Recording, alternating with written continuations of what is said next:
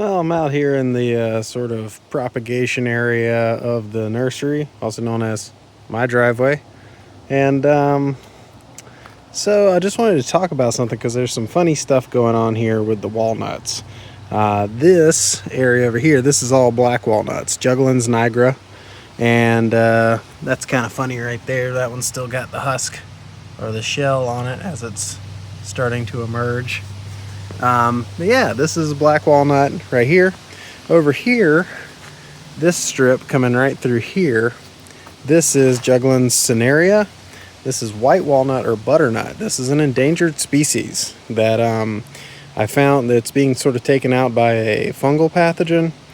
When I found this healthy grove up in the mountains of North Carolina, I notified the North Carolina Department of Agriculture and the Forestry Service and all that, and let them know where it was just in case they were interested in a healthy grove of this stuff. And I took a bunch of the nuts that were out in the road, probably going to get smashed by cars anyway, and decided to plant them up, and they all started sprouting. And I wanted to point out a couple of things here, because the black walnuts, they have either like a green or kind of a dark blackish stem. There was one, it started to fade now. I wish I had taken a picture of it. That big guy, that first one to start sprouting right there, that one was just the gothiest plant you've ever seen when it came up. It was just like purplish black. Now it's turned green, everything looks good. These, the endangered species here, the butternut, they all sprout with this consistently red stalk. You see? Kind of interesting. But another interesting thing here is, and this is a little bit sad, is we have an albino. Did you know that plants can have albinism, suffer from albinism? And I do say suffer from albinism in this case because this is a fatal illness for a plant. Now, an animal can have albinism, and sometimes maybe it's a beneficial trait. Maybe you're part of a population that is spreading towards a snowier area, and you get a gene that codes for a lack of pigment, and now you blend in with your environment a little better. Maybe it could be positive for you or neutral. It's not always fatal for animals, but when you have a lack of pigment in a plant, plants make a living off their pigments. So unfortunately, this little guy right here is doomed. Don't really know what to do with it other than just to observe it and sort of hang out with it and be nice to it. But it's especially sad that it's not in these black walnuts over here. If it was one of those, I wouldn't feel that that'd be interesting, but I wouldn't feel sad about it. These things are a dime a dozen. They're everywhere.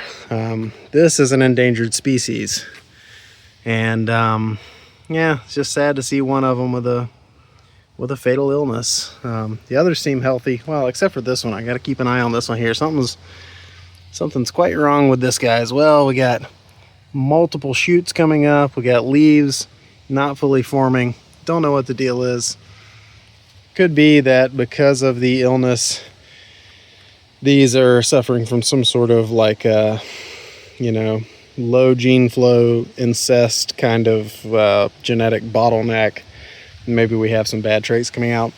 The thing that scares me the most is that maybe this is a symptom of the disease, and maybe the disease was transmitted in the nut itself, in the embryo. I don't think that's the case. I've done a little research on this. I think that the disease basically sort of girdles the tree once it's a full-grown tree, and kind of infects the living tissue, the cambium layer underneath the bark. And if it sort of infects all the way around, then it kills it. I don't think it really results in like disfigured leaves or sort of a witch's broom, multiple shoots sort of thing. But I might set that guy aside in a sort of a quarantine situation. But yeah, super sad about this little dude here. Anyway, try to give it its best life while I can. But yeah, there's no no chlorophyll in here. No chlorophyll means no photosynthesis, means no sugar for the plant. So that little plant right there has grown as big as it has just purely based off of the stored energy in the seed. So anyway, but yeah, I don't even know what to do with these guys really. I feel weird selling them. They're not on our protected species list in the state of North Carolina, so I don't think it's illegal to sell them. I have them listed on the website. I've got them set for like 50 bucks a pop because I don't want somebody flippantly buying these. I want somebody to buy them that will take care of them, that will establish, healthy populations, hopefully, of them. So I'm going to do the same. I'm going to take some of these and plant them out in the woods way back there somewhere. But yeah, just anyway, I want to show you guys the differences of a very common walnut species germinating, a very uncommon, and increasingly as time goes on, even more uncommon to the point of possibly extinction in the not too distant future walnut species, and an albino plant, an albino endangered walnut. Anyway, what a weird note to end on.